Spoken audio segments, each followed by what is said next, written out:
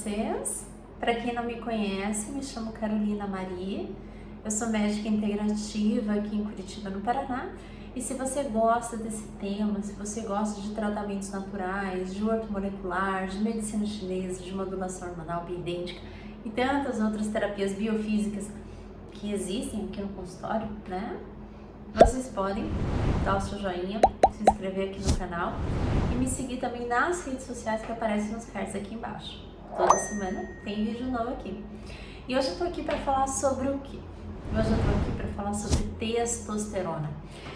E não testosterona sintética, tá, gente? Eu tô aqui para falar sobre a testosterona bioidêntica, né? Bem, vamos começar com alguns conceitos. A testosterona, ela é o hormônio que nós mais temos em abundância no nosso corpo, tá? Tanto mulheres quanto em homens.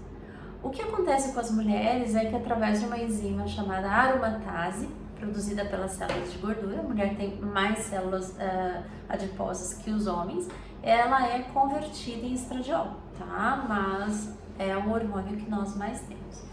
E a testosterona, ela não tem uma importância tão grande quanto no seu sentido de hormônio sexual. Ela tem uma importância muito grande quando a gente fala de saúde cardíaca, tá?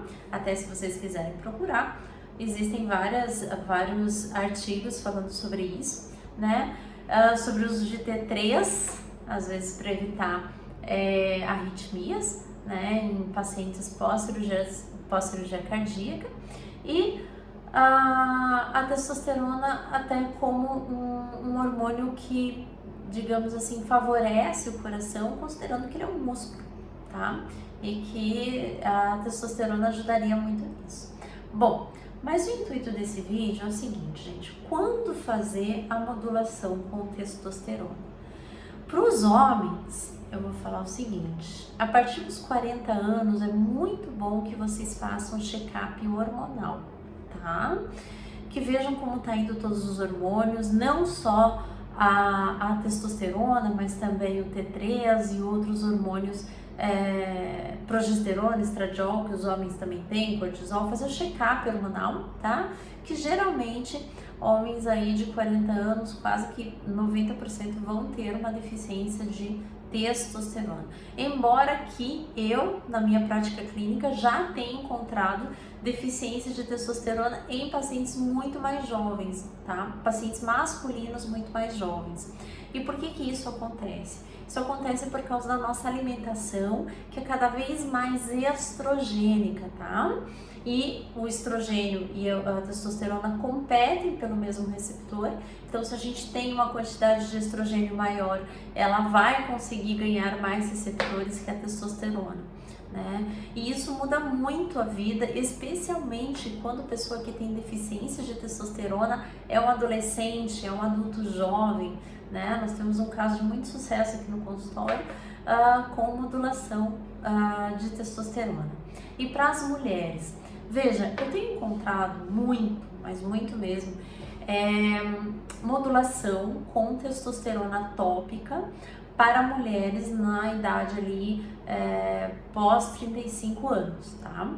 Veja, gente, a modulação com testosterona, ela é indicada, porém, cada caso é um caso, tá? Existem mulheres que com a queda hormonal, a queda dos hormônios femininos, elas passam digamos assim, a ter a testosterona como um hormônio predominante. Então, para essas mulheres, muito cuidado na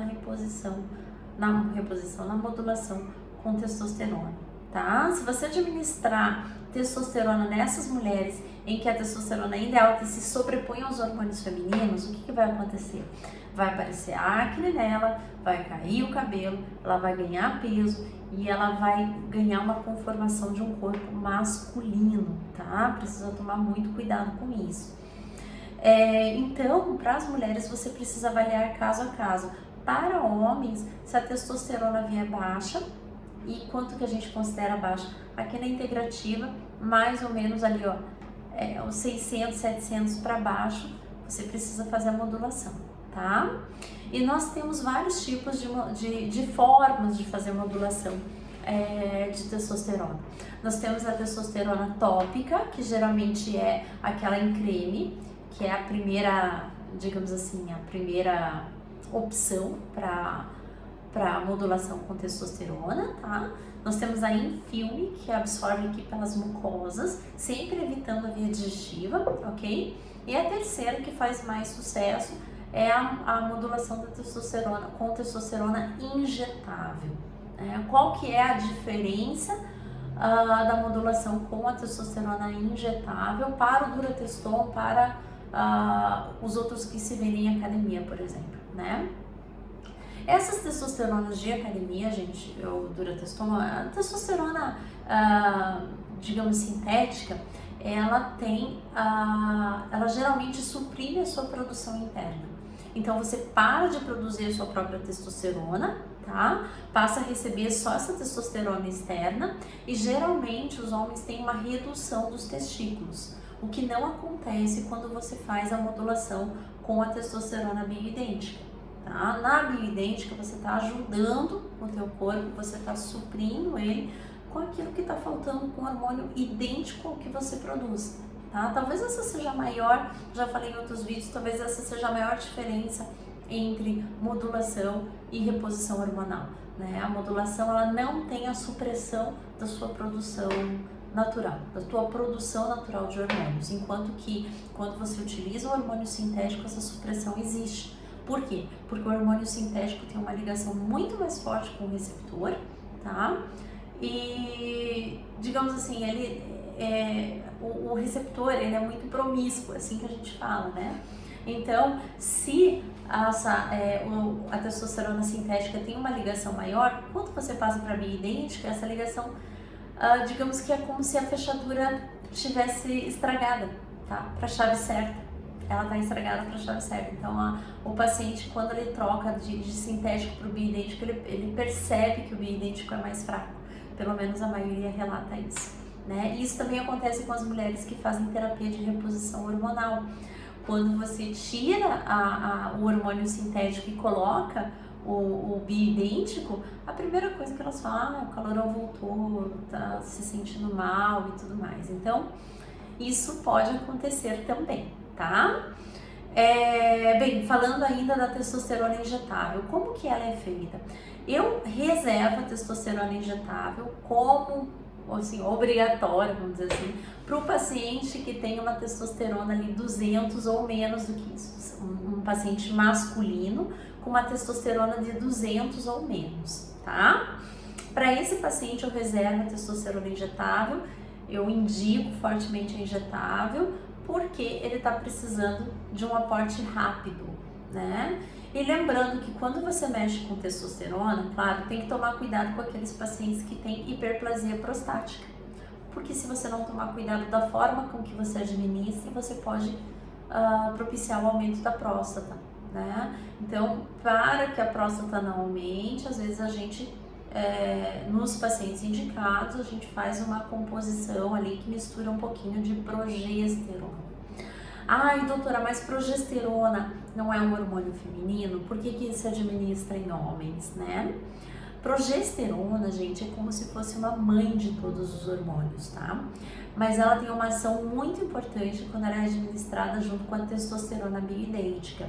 Ela tem a missão de bloquear uma enzima chamada 5-alfa-redutase, que transforma a testosterona num subproduto chamado de hidrotestosterona, que é o DHT. E esse DHT é que faz o cabelo cair, que dá acne e que faz a próstata aumentar. Então, testosterona, mais uma vez, não é um problema para você que tem um aumento de próstata. O problema é esse subproduto chamado DHT, tá? Que diminui demais, que aumenta demais a possibilidade de aumentar a tua próstata. É isso. Então, aquele tratamento da medicina tradicional, que é o corte da testosterona, não vou dizer que ele está totalmente errado, porque de certa forma ele diminui o DHT, mas o problema não é cortar a testosterona, tá? O problema não é a testosterona, o problema é esse subproduto. Porque se fosse assim, como a gente já ouviu vários médicos falando, a época em que a gente mais tem testosterona, né, em que os homens mais têm testosterona, é na adolescência. Então, era mais comum que ele tivesse problemas de próstata na adolescência. E não é isso que acontece, tá bom? Então, vamos revisar? Bem, hoje a gente falou sobre testosterona, tá? E que a testosterona, ok, ela tem uma importância como hormônio sexual, mas ela é muito mais importante para a saúde cardíaca do que um hormônio de papel ali para a saúde sexual, ok?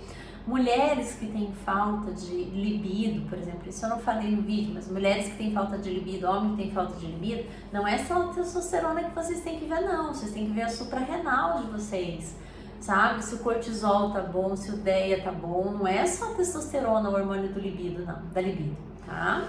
Mas, voltando aqui, então a testosterona é um hormônio importante para a saúde cardiovascular. Para os homens têm que ter a testosterona em torno ali de 600, 700, tá? Menos do que isso é bom modular com hormônios naturais, com hormônios idênticos ao que você tem, ok? Para as mulheres, precisa ver caso a caso para ver se essa mulher em específico não tem uma predominância de testosterona sobre os hormônios femininos. Porque se ela tiver por mais baixa que seja a testosterona, ela ainda tiver dominante em relação aos hormônios femininos, se você administra a testosterona, o que acontece? Ela vai criar todo um aspecto masculino de ser e isso geralmente acaba deixando as mulheres muito descontentes, tá? Mesmo assim, testosterona é muito importante na modulação pós-menopausa também, só que isso varia caso a caso, ok? Nas mulheres, o primeiro hormônio que cai é progesterona, depois estradiol e por último testo. Dito isso, eu acho que o mais importante é vocês terem em mente que testosterona é um hormônio que favorece muito a saúde cardiovascular, tá bom? Um beijo, meus amores, e até semana que vem. Tchau, tchau!